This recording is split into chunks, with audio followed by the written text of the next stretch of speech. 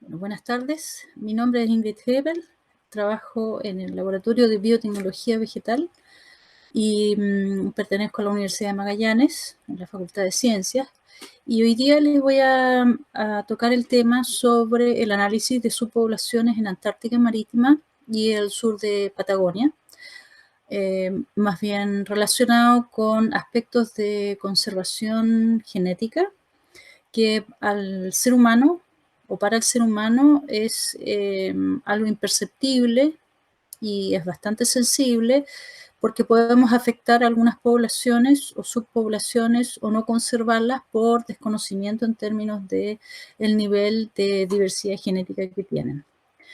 Primero que nada, ¿cómo es la conservación en Chile? La conservación en Chile está referida a parques nacionales, a reservas, a monumentos, a conservación ex situ, como los bancos de germoplasma, los huertos, semilleros y también los jardines botánicos. Bueno, en Magallanes tenemos una gran cantidad de área protegida. Tenemos, sin embargo, también entremezclado actividades económicas como por ejemplo la minería, la forestal y también la ganadería.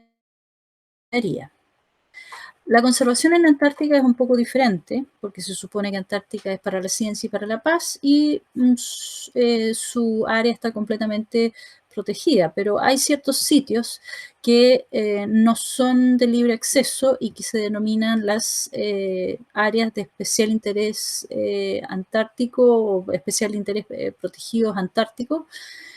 Están los sitios de especial interés científico que también son parte del modelo, y están las áreas que son especialmente manejadas, ¿ya? Ahora, lo que se denomina como ASPA, Antarctic Specially Protected Areas, son designadas para proteger medio ambientes que son relevantes desde el punto de vista científico, histórico, estético y de los valores de la vida silvestre. Se han propuesto también otras formas de conservación a partir de regiones biogeográficas, y en general todo lo que esté referido a los sitios ASPA lo pueden encontrar en la Secretaría del Tratado Antártico, www.ats.ac. Bueno, y nosotros hicimos un trabajo para la conservación, no solamente la conservación, sino que uno de los objetivos era la conservación. Y la motivación principalmente es conocer cómo las decisiones humanas para establecer estos límites de los ASPAs, ¿cierto?, pueden influenciar tanto la variabilidad genética de las especies y su resiliencia.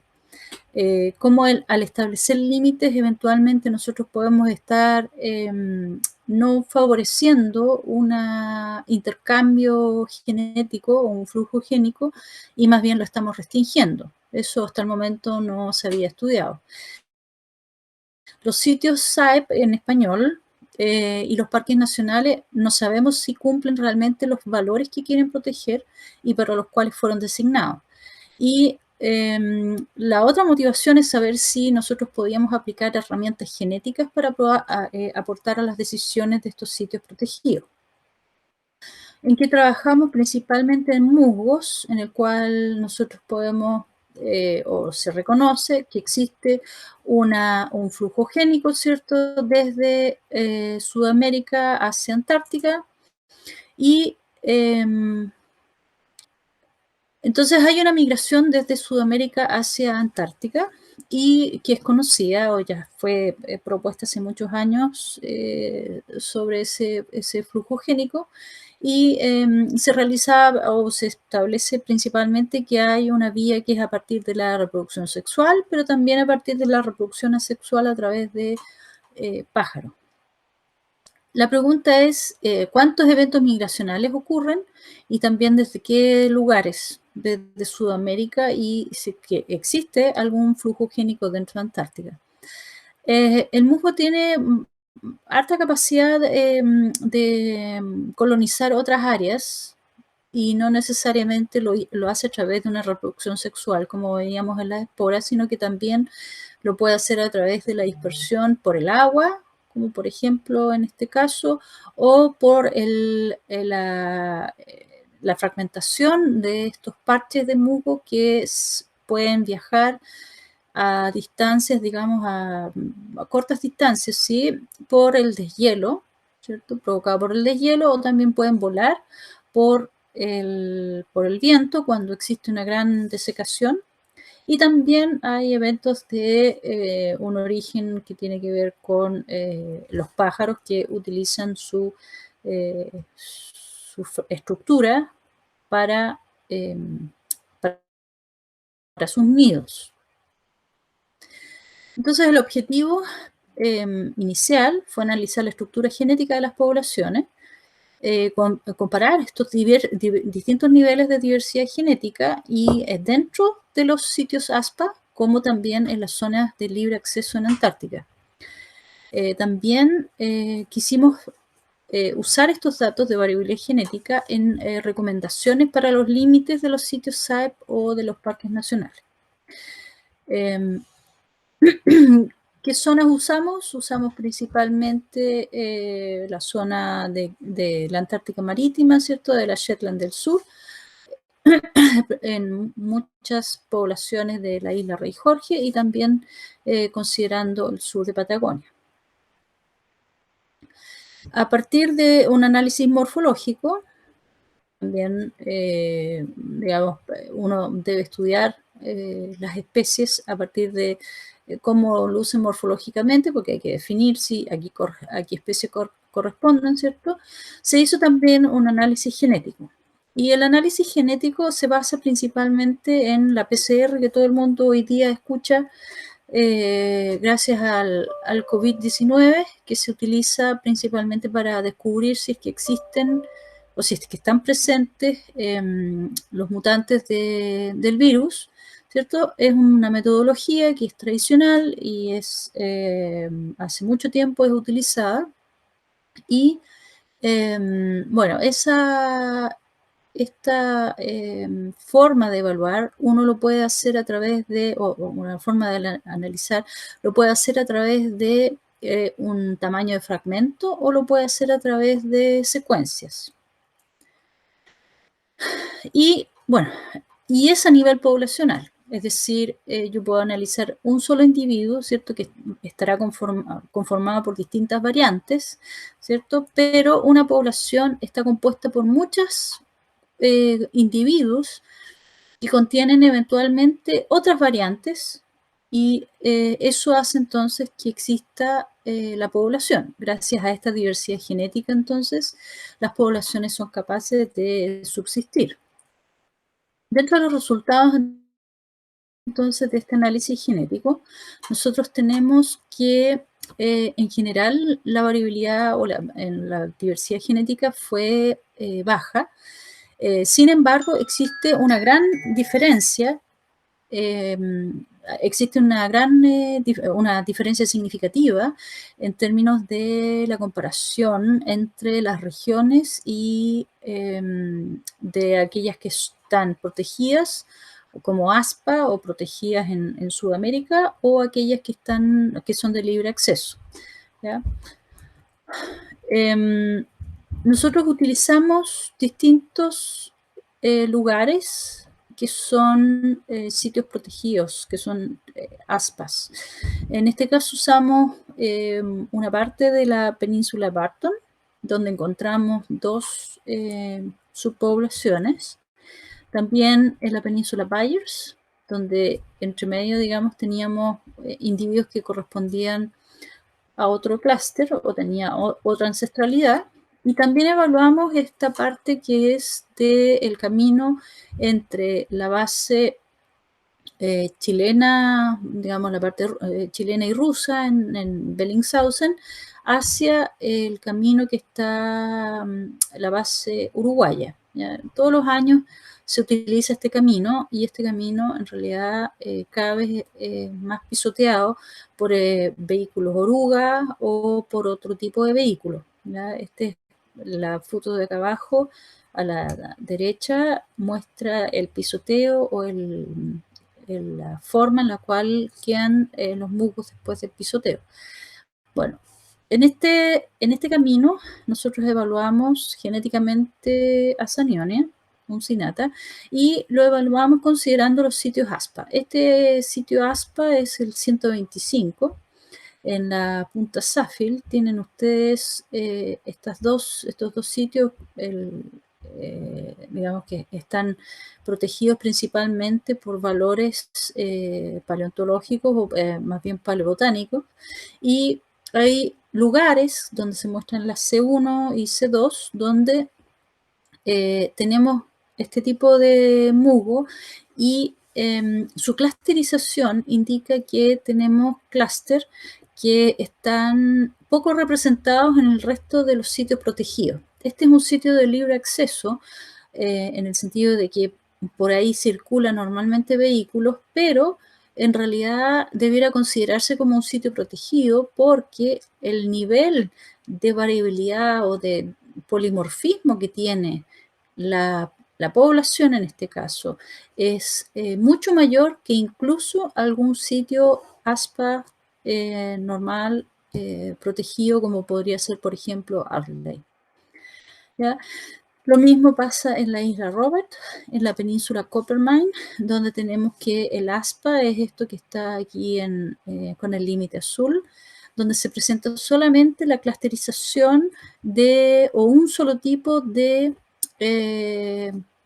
diversidad o de genotipo, y en el lado, digamos, donde es de libre acceso, tenemos dos tipos de clúster, o se presentan los dos clúster diferentes con mayor polimorfismo, lo que hace que uno se pregunte en realidad por qué esta parte no está protegida. ¿Qué es lo que puede suceder? Que venga algún país, por ejemplo, y diga yo voy a instalar una base y quiero instalarla en la zona de libre acceso de la península Coppermine.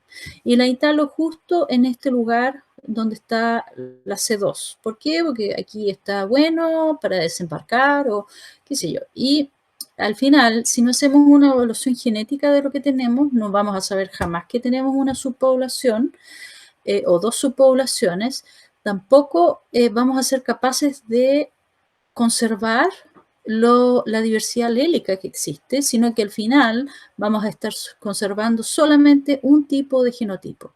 ¿Ya? Y eso a la larga puede influir en la supervivencia de la especie. Bueno, en Caruquinca, al sur de Tierra del Fuego, sucede lo mismo, que también tenemos subpoblaciones e incluso hay subpoblaciones muy cercanas a las casas de la WCS, ¿cierto? Donde se muestra también una clusterización de los individuos que son genotípicamente similares. Bueno, a partir de esto entonces nosotros podemos comprender de que, y además a partir de este gran trabajo que hemos desarrollado durante ya casi 10 años, podemos comprobar que existe la dispersión desde Patagonia a Antártica, algo que no es nuevo, pero sí también hemos aportado en el sentido de decir que existe una migración o una dispersión de los musgos, de este musgo en particular, dentro de Antártica y también desde Antártica hasta Sudamérica. E incluso podríamos decir que existe una dispersión entre Patagonia.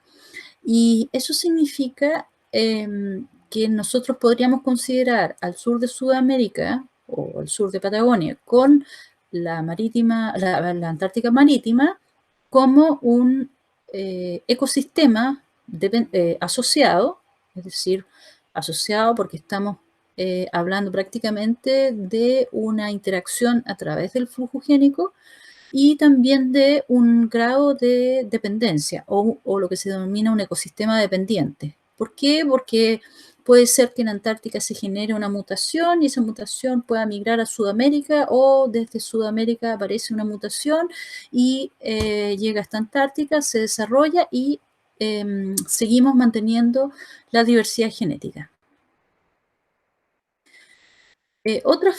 Otra parte de la investigación para la conservación está también la caracterización molecular de los musgos en el límite de los glaciares, por un aspecto de qué es lo que sucede cuando los glaciares se están derritiendo, están retrocediendo.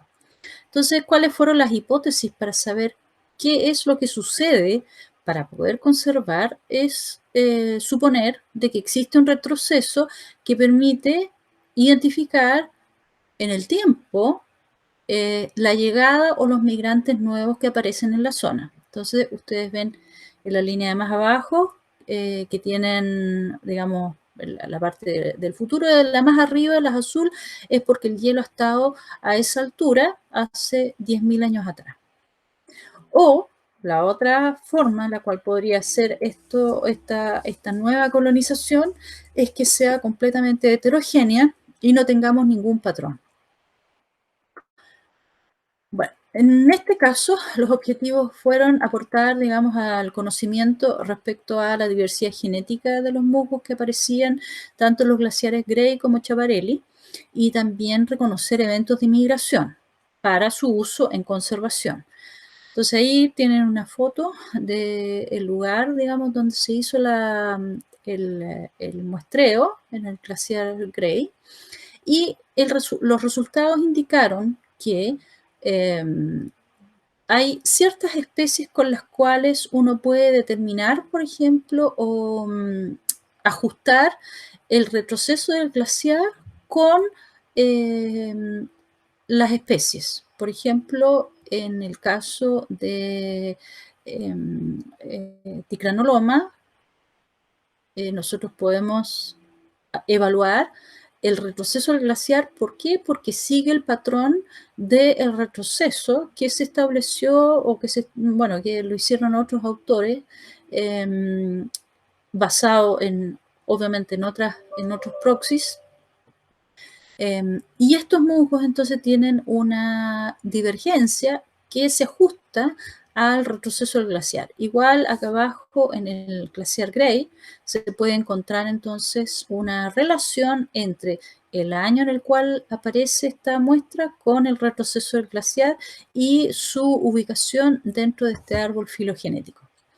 Este trabajo fue desarrollado por una alumna tesista, Carol Kinsel, que desarrolló su tesis en cuatro especies para poder ajustar entonces esta especie de reloj molecular al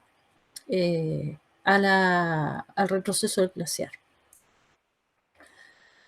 Bueno, y como les dije entonces, hemos podido descubrir la dispersión no solamente desde Sudamérica hasta Antártica, sino que entre Antártica, de Antártica a Sudamérica y también dentro de Patagonia. ¿Ya?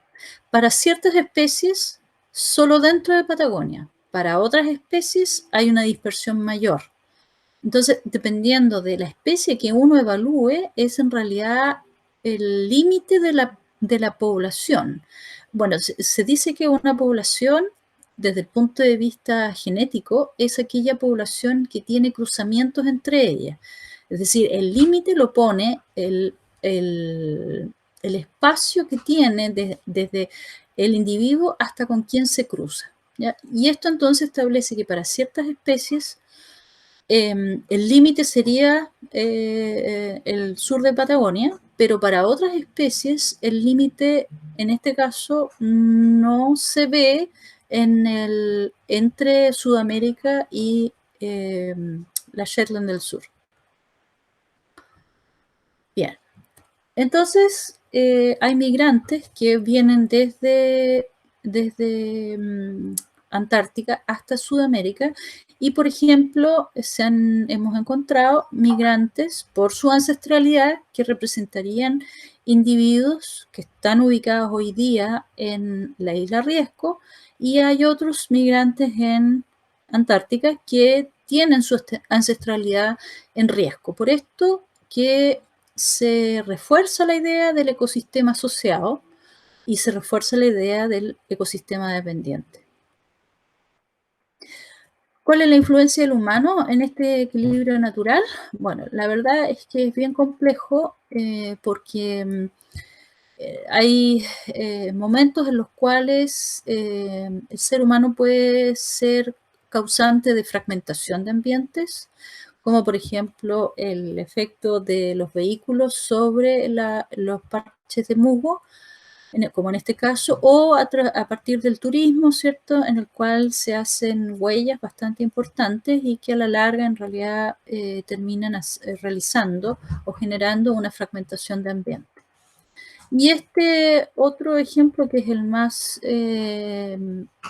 fuerte, es la construcción tanto de bases científicas como laboratorios de investigación científica, los cuales a veces dañan superficies muy grandes y que cuando se hacen realmente no se hace un análisis, un estudio de impacto ambiental respecto a la biodiversidad presente en ese sector. Por lo tanto, cuando yo instalo una base científica, cuando yo instalo un laboratorio, lo ideal sería que se hiciera un análisis de la riqueza biológica que existe y, por último, tratar de conservar ese material que uno va a romper.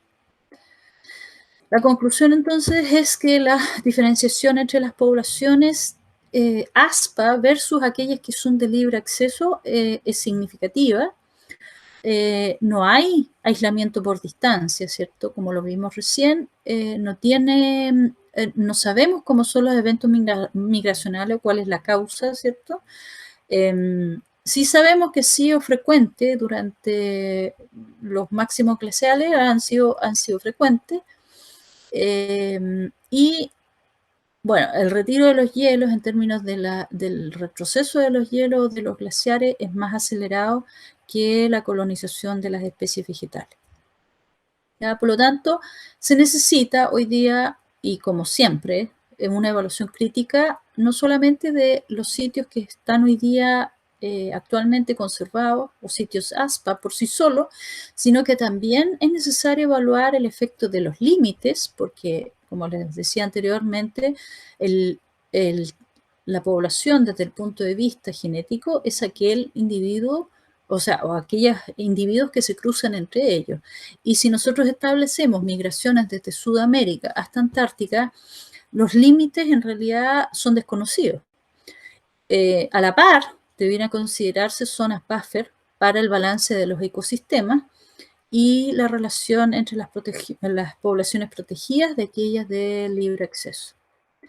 Ahora, y pienso en realidad, ¿qué es lo que uno observa normalmente cuando está viendo, no sé, por las noticias o cuando uno escucha sobre Antártica?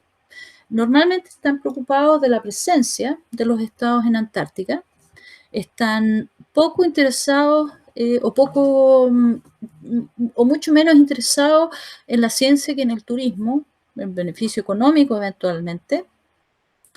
Y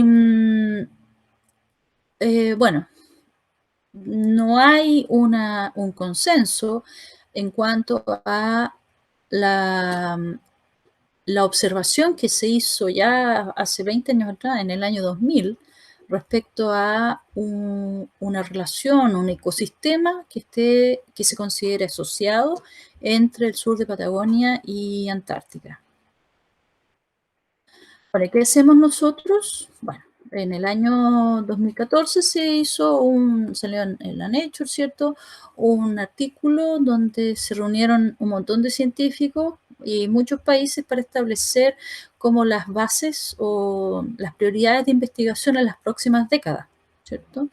Y bueno, ahí tienen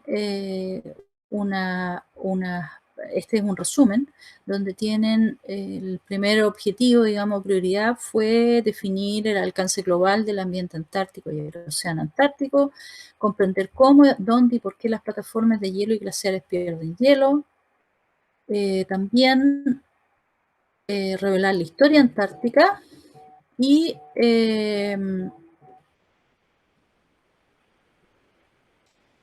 aprender cómo evolucionó y sobrevivió la vida en Antártica, lo cual nosotros hemos trabajado en ello, en a través de los musgos, ¿cierto? Estableciendo ritmos de diferenciación genética.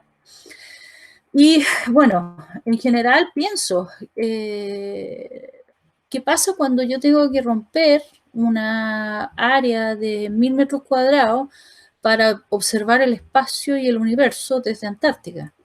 La verdad es que no sé qué sentido tiene si voy a destruir o no fui capaz de evaluar primero la riqueza de, de ese lugar antes de someterlo a un perjuicio tan grande como romper su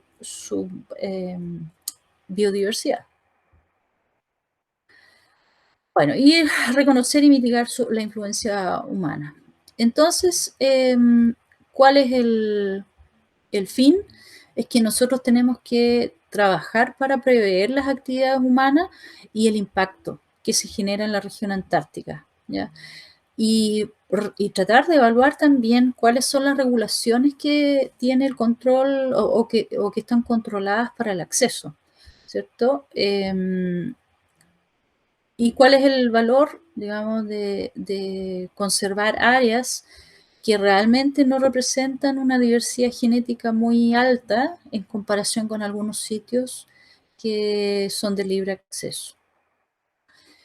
Bueno, ¿cuáles son las regulaciones que se usan? Por ejemplo, si yo soy científico, voy a Antártica y tengo que hacer un informe de ingreso, ¿cierto? Donde se hace una evaluación del el impacto que podría generar la investigación científica que yo haga, ¿cierto? Y todos, en general, cuando se hace una designación, ¿cierto? Deberían tener en cuenta que los planes de gestión tienen que explicitar la razón de la designación para una zona ASPA. Se deben designar nuevas zonas protegidas, ¿cierto? Donde las visitas en realidad sean mantenidas a un mínimo absoluto.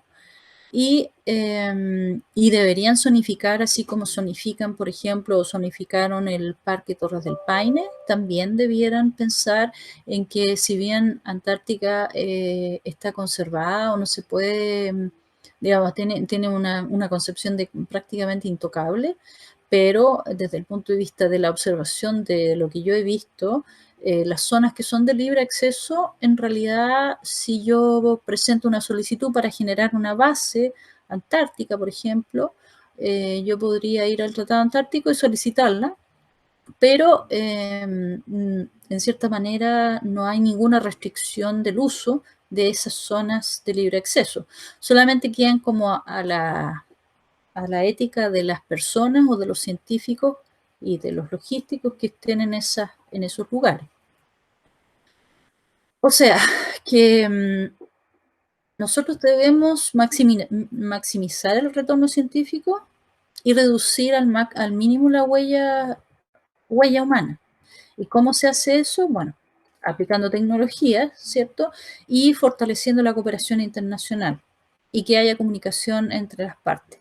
Es decir, por ejemplo, yo estudié una especie de musgo tal que yo tenga material, por ejemplo, que ya se extrajo de Antártica disponible para que yo no necesariamente tenga que volver a Antártica a seguir sacando material. Eso es una forma para evitar y reducir la huella humana en Antártica. Bueno, y ahí tienen algunos datos de los servicios que se pueden encontrar, digamos, y de lo que hablaba recién de la cooperación internacional en el Antarctic Master Directory, donde ustedes pueden encontrar distintos datos. Bueno, y claro, la justificación, ¿por qué se justifica en bases más grandes? Esta es la base china, y en la base china antes era mucho más pequeña, y hoy en día es de este tamaño, no sé si ahora está más grande, pero cuando la construyeron y cuando se agrandaron, destruyeron también una área bastante importante de musgo. Y en realidad no se hizo ningún estudio de impacto ambiental para ver qué biodiversidad había en términos o qué diversidad genética había, ¿no? Bueno, ¿y qué hace el turismo? Bueno, el turismo de cierta manera está súper bien regulado desde mi punto de vista, quizás mejor que la ciencia, em, porque tienen guías, ¿cierto? Y tienen distintas recomendaciones de lo que pueden hacer y de lo que no pueden hacer, ¿cierto? Y así que, bueno, esa es la presentación.